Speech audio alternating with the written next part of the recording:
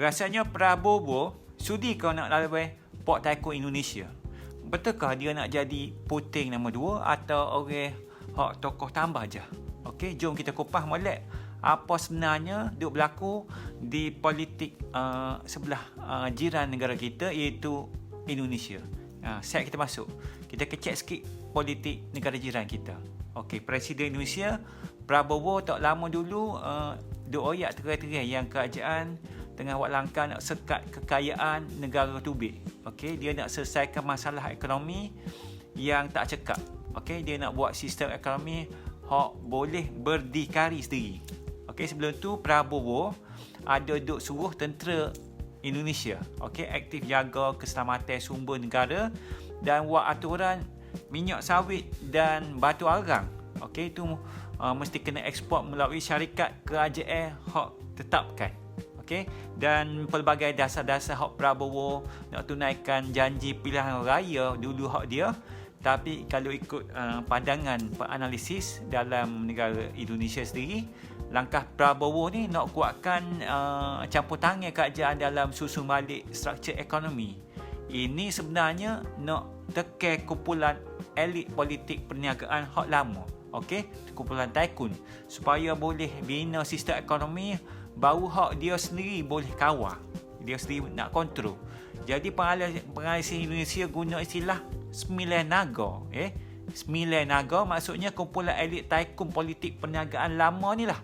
Gelaran ni mulanya tubik masa zaman Suharto. Okey, maksudnya satu kumpulan token bisnes naga hak rapat sungguh dengan kerajaan Suharto masa tu.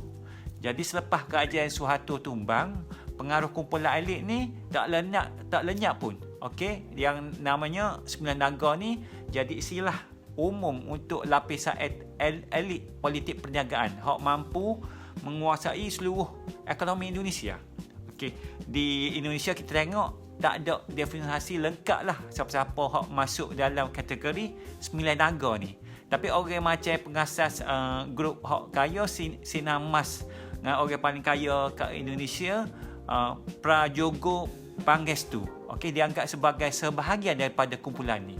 Dan Prabowo pun pernah jemput hak top 5 jutawan hak kaya sekali, termasuk nama Prajogo Pangestu. Okey, pernah jumpa suruh set demo kurangkan monopoli. Jangan biar kekayaan terlampau tumpu kepada setengah orang je. Jadi cara Prabowo buat 4 orang hak baru kat set elit lama ni sama sikit cara macam Putin. Okey, itu Presiden Rusia. Belajarnya Putin mula-mula suruh tycoon lama jangan sapu tangan politik, lepas tu baru sikit-sikit pecahkan kumpulan tycoon lama. Bina geng tycoon hak baru hak dengar cakap dia lah ni. Dan Prabowo pun nak ikutlah cara Putin lah. Dia nampak nak tekan ahli 9 naga ni hak tak si dengar cakap, sikit-sikit nak kuasai nadi ekonomi Indonesia. Dan kita tengok menariknya, sebab utama Putin boleh tekan geng tycoon lama tu sebab dia ada sokongan kuat daripada Badan Keselamatan Negara Rusia. Dan manakala Prabowo pun dia berani tekan 9 naga sebab dia ada sokongan tentera Indonesia kat belakang dia. Gitu. Dan kita tengok walaupun keadaan Prabowo dengan Putin ni ada sama, tapi 9 naga ni Indonesia dengan hak Rusia ada juga beza. Okey, geng tycoon Rusia jadi kaya mendadak masa gelombang private. Okey, selepas kejatuhan Soviet runtuh. Dan asas sosial tu dia mau cetek dan rakyat pun memang benci gila lah. Dan bila Putin tekan, dia ada kelebihan besar dari segi pandangan rakyat. Tapi kumpulan 9 naga ni Indonesia ni dah lalui zaman Suharto, zaman peralihan demokrasi dengan 10 tahun dengan Jokowi memerintah. Okey, rangkaian perniagaan demo dah lama tertanam dalam setiap ekonomi Indonesia. Daripada segi kehidupan harian, rakyat biasa pun rapat gila dengan syarikat-syarikat hak ni lah. Dan kalau Prabowo tekan lebih-lebih, bukan saja boleh cetuskan huru-hara kat pasaran saham tu, dan boleh impact juga pada orang ramai hak berpendapatan rendah dengan sederhana, hak hidup gantung kepada kerja industri berkaitan. Okey, sampai jejaskan asas sokongan rakyat dekat diri kita pula. Dan sebab itu Prabowo setakat ni lebih banyak buat tekanan secara kecek-kecek aja. Dan soal lagi kita nampak walaupun Prabowo tu dia sebenarnya menantu Suharto, dia dah lama berpisah dengan bini dia. Dan tengok Sembilan Naga pun sebelum ni tak ada lah kat sisi Prabowo. Sebaliknya siap dia pernah kerjasama dengan Jokowi, presiden sebelum ni. Okey, kat permukaan kita tengok Prabowo aktif lah tekan Sembilan Naga. Dia nak ambil balik kuasa dominasi ekonomi kat tangan Kak JM melalui macam-macam cara. Tu dia nak tunaikan juga janji kempen dia nak memakmurkan seluruh warga Indonesia.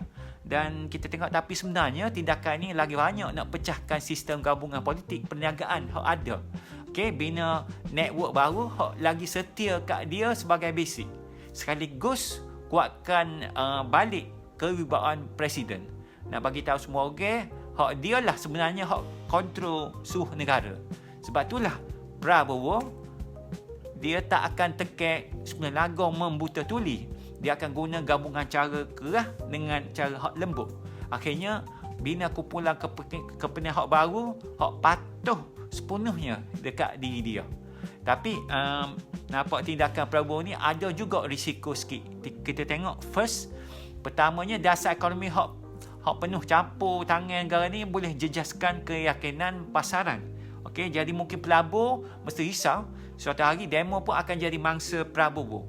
Kedua, lepas Prabowo tunjuk sikap tegas tu, sebahagian jutawan mungkin tangguhkan pelaburan. Mungkin saya akan pindahkan duit dia ke luar negara, malah elak sertai tender kontrak kerajaan, nak elakkan pengawasan. Ini membawa risiko sebenarnya modal lari tubik negara.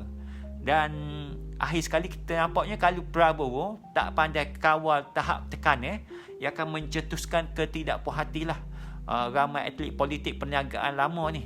Dia memang boleh je berpaling sokong kuasa politik lain macam keluarga Jokowi. Dan setakat ini Prabowo baru jadi presiden ni tak sampai 2 tahun lah. Ini jauh daripada setidaknya kekuatan Sembilan Naga ni masih akarnya masih mendalam dalam pelbagai bidang penting ekonomi seluruh negara Indonesia.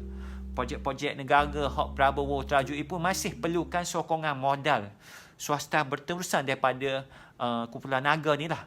Dan kita boleh hoyak pertarungan dalam Indonesia pasal penguasaan ekonomi ni masih dalam peringkat awal lagi.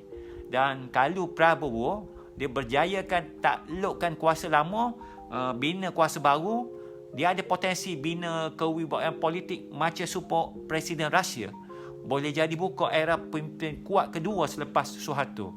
Tapi kalau dia gagal, seluruh negara Indonesia kena bayar harga pergolakan kuasa ni. Dan setakat ni aja untuk episod kali ni, khabar Kelantan, dan kita jumpa lagi episod yang akan datang. Set kita masuk.